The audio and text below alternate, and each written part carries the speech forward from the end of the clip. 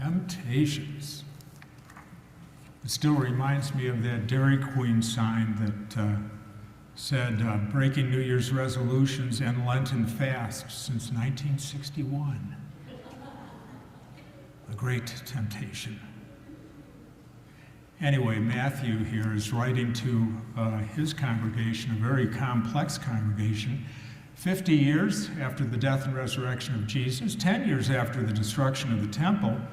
And there is a strong sense when we listen to Matthew and the energy that he's placing into his perspective of the life and ministry of Jesus, there's this sense of a kind of an apocalyptic nature to the ministry of Jesus. There's a strong sense of urgency that the coming of the end of the age is hopefully near. And I think if we were back there then and we heard these words, the coming of the end of the age would be, if we think about just Jewish history and Palestine and so on, it would be the end of the Roman Empire, an empire that ruled with an iron fist and controlled their lives in a powerful way and created so much death, destruction, hunger, oppression, and so on. Of course, it took several hundred more years for that to end, for the Roman Empire to finally be diminished. It wouldn't happen in their lives, but the hope was that in the midst of this, that the kingdom of God, that the great peace of Jesus Christ starts to strengthen and keep all of the people in Jesus, in the way, and it makes life better for many. But still, we have this Roman Empire to greatly contend with. Now, ironically, the primitive church evolved during this period of time, and it continued to grow. And then as the Roman Empire is starting to diminish, and with the ascent of Constantine, we see numerically the church growing radically, but maybe not so much missionally. The shift has been from developing a culture of peace to a more worship-centered expression of faith. And of course, we begin to see the building of large, beautiful buildings and such. But the challenge, I think, within all of this that we have to work with when we think about taking our faith forward is to understand the complexity of the church in which we are living, to listen to the voice of Christ and what was the primitive church trying to do, and how do we make all of this make sense here today in our world. Now, back to the original audience that would have been hearing these words for the very first time, written at least, there is a lot of chaos that's going on. We've got a variety of different brands of Judaism working through this milieu. We've got all kinds of Gentile perspectives working through this. We have social, economic clashes that take place when you see all these different people trying to make sense. And within this milieu of trying to storm into a religion or a faith or a movement that becomes clearer and clearer, this chaos for the average person who's new to this whole thing, which everybody is new, can be very challenging. There are a lot of temptations to move in this direction or that direction, to lose sight of Jesus' ministry, which was to love the Lord your God with all your heart and mind, and your neighbor as yourself. This is the essence of it, see? But we hear all these different voices and can easily be distracted or moved and this sort of thing. So Matthew gives us a wonderful story and an expression of Jesus staying the course. He leaves after being baptized, right? He's driven into a wilderness area for 40 days and 40 nights, and he's tempted in a variety of different different ways, and each time Jesus stays the course. He does not give in. He gives us a model.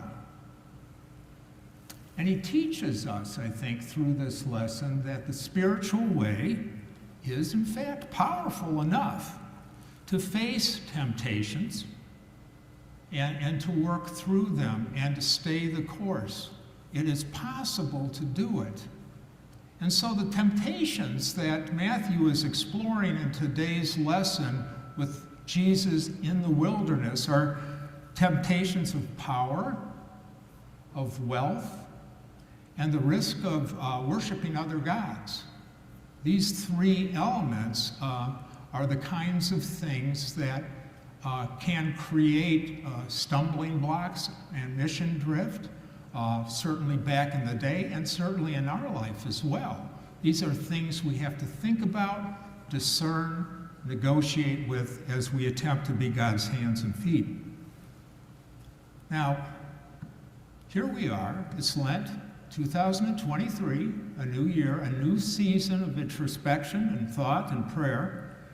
And we look at this Lenten journey and we attempt to remember that the road map is the map of peace, right?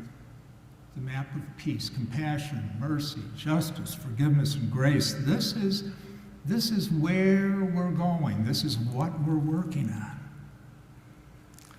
And within that, we are going to negotiate issues of power, the temptation of power. And power simply, it means a desire to control others. And that can happen in a variety of different ways.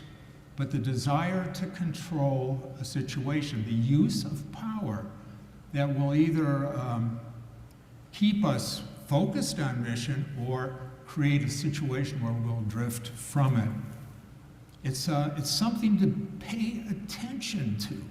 It happens often, and it's not even, the power isn't necessarily evil attempt, to get you off your game. It's just different worldviews colliding and working, and we, following the faith, have to practice the discernment.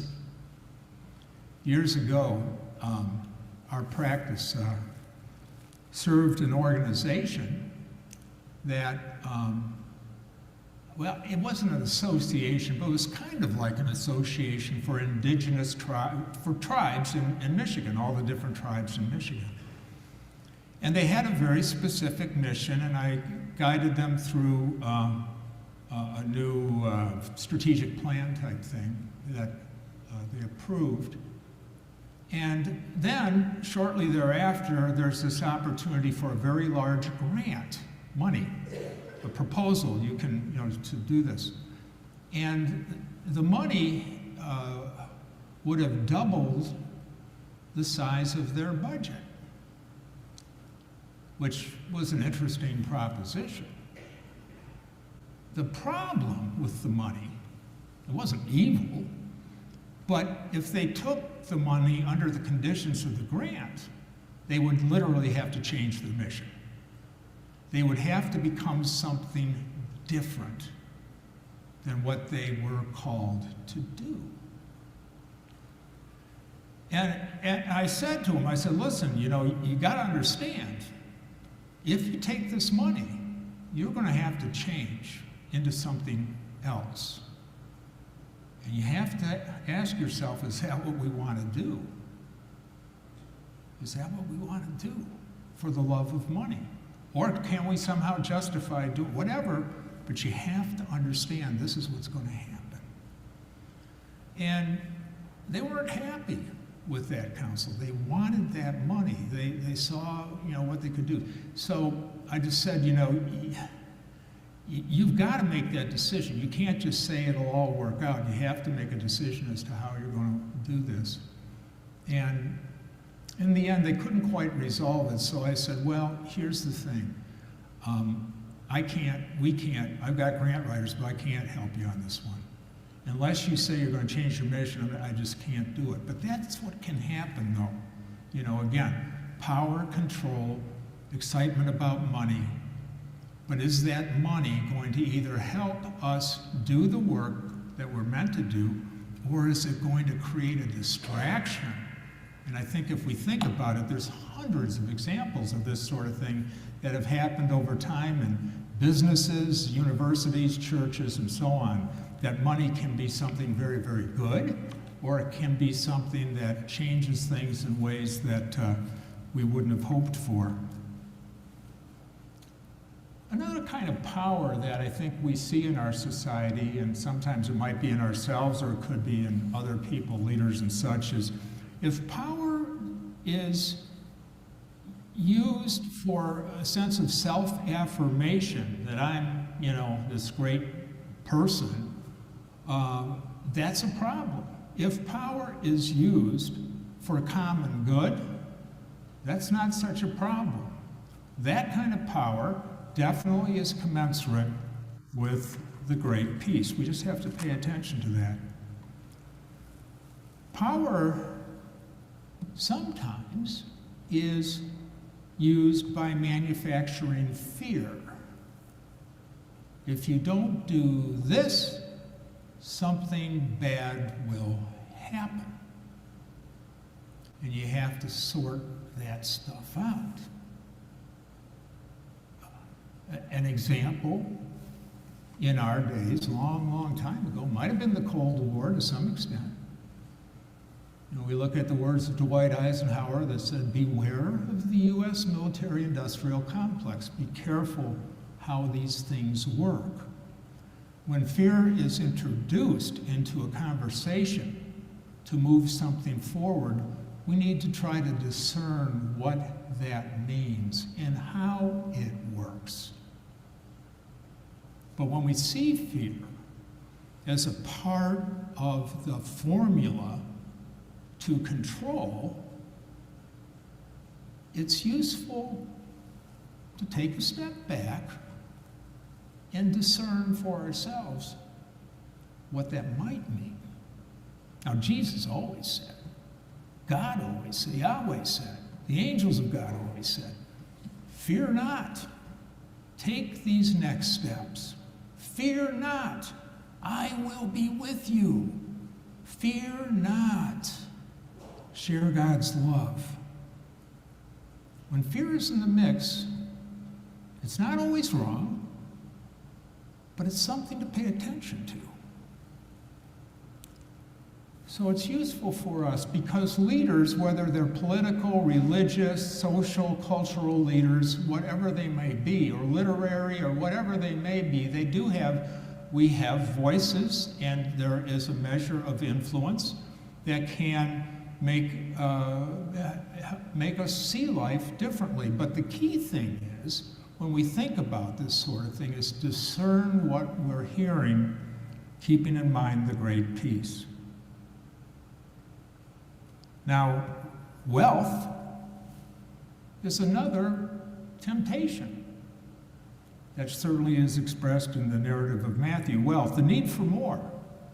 The need for more and more and more. What is enough? It's a constant drumbeat in our culture. Can you ever have enough? Whatever this means. And it's different for everybody. There's no remedy to it.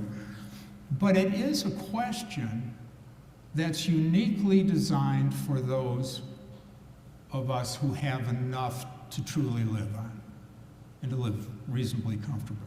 If you're super poor, this question doesn't resonate the same way, so it doesn't quite work. But when we have enough, then this question becomes useful to understand how much is enough, and if I have enough, what would God want me to do with some of the excess?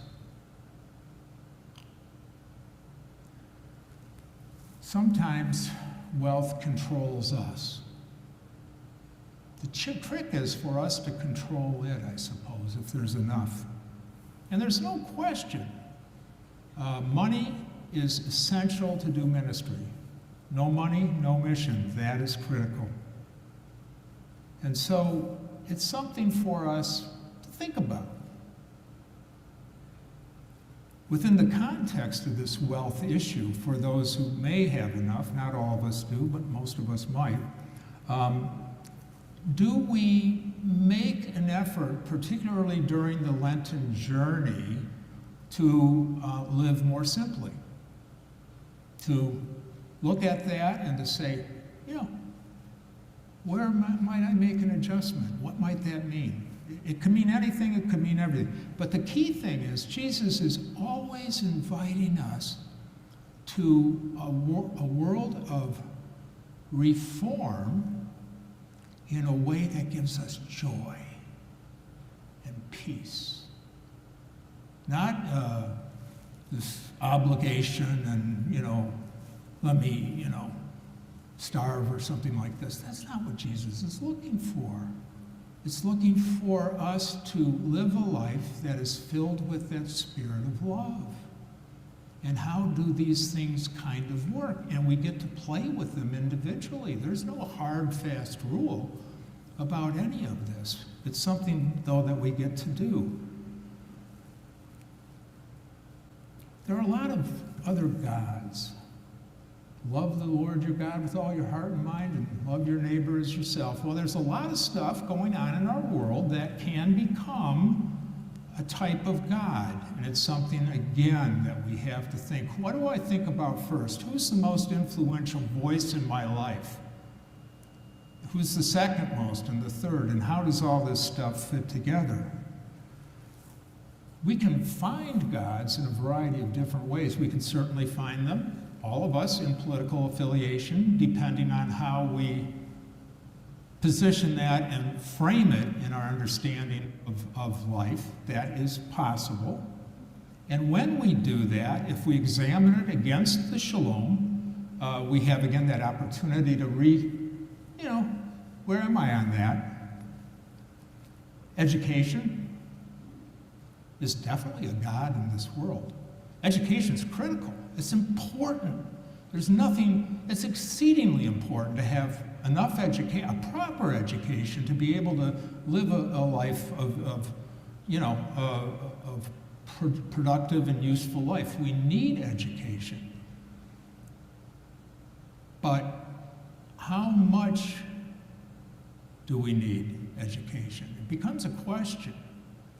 We look at the major universities in the country. There are huge, huge ethical dilemmas that have been springing in the last 25 years. Major endowments. People just driving money into universities when they could maybe take more of that and use it for common good. This is an issue. It's going on in our life. It's happened all throughout our lives. But to what extent do we see this happening, and how does it impact our lives? Hobbies, relationships. Relationships can be good or bad. I mean, we can be addicted to relationships. Another one for us to think about, and it's unique for us. This is the first time in, I think, human history, I think it's fair to say, healthcare, big issue. I remember in grad school back in the mid-'70s taking a class on public policy and healthcare.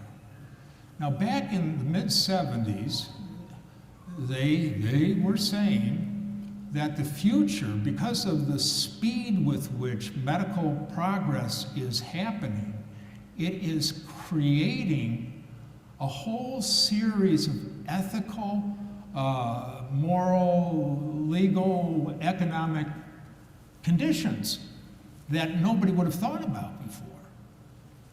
Well, we're there. And it's useful to think about it. Ashes, dust to dust. We will not live forever. But how do we take proper advantage of this amazing health care that we have available? How does that impact the way we look at our life? No easy answers. No easy answers. We have more control over our existence than any generation before in history. And there's a good side to it, and there could be another side to it. But it's something to think about. It's something to think about.